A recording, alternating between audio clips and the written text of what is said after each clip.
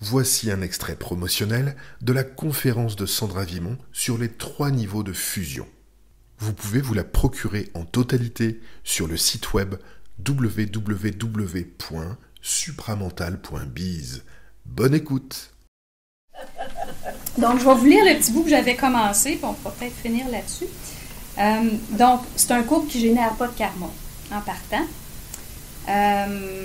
Donc, pas de débalancement soutenu par une polarité à être balancée ultérieurement, parce que c'est ça un karma. Parce que chacun a suffisamment d'identité à l'intérieur du couple pour ne pas avoir à se compromettre pour l'autre. Donc ça, je vous parle un peu du versant matériel de ce qui se passe en haut.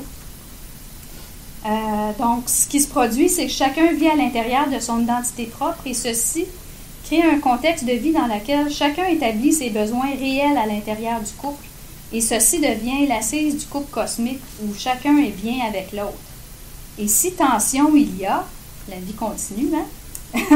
La résultante est toujours le maintien de l'harmonie, car cela est leur première priorité.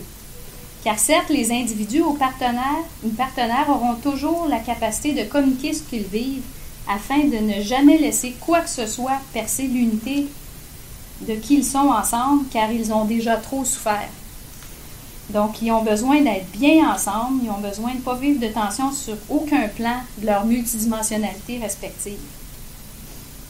Donc, c'est vraiment toujours le bien-être et l'harmonie qui est le premier en haut de la liste, qui veut dire qu'un ne va pas se mettre à faire une colère envers l'invisible qui va débalancer l'autre, parce que c'est toujours le plaisir et l'harmonie d'être avec l'autre qui passe avant.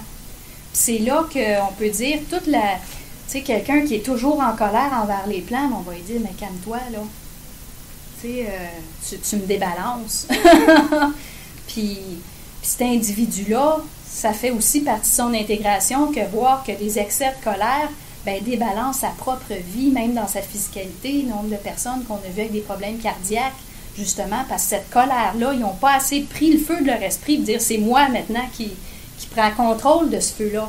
Parce que l'individu doit s'approprier du feu de l'esprit. Ça fait partie un peu de la finalité du double éthérique pour pouvoir passer à la fusion suivante. Mais c'est de s'approprier le feu de l'esprit. Si l'esprit met l'individu hors de lui, l'individu, il faut qu'il soit capable de répondre avec un doigt d'honneur, de dire « je m'en occupe pas. Je m'en occupe plus de ta colère, j'ai assez souffert. Puis je ne ferai pas souffrir mon partenaire pour te faire plaisir. Parce que là, je me suis approprié le feu de l'esprit, parce que l'esprit, c'est moi. » Donc, ça fait aussi partie des intégrations.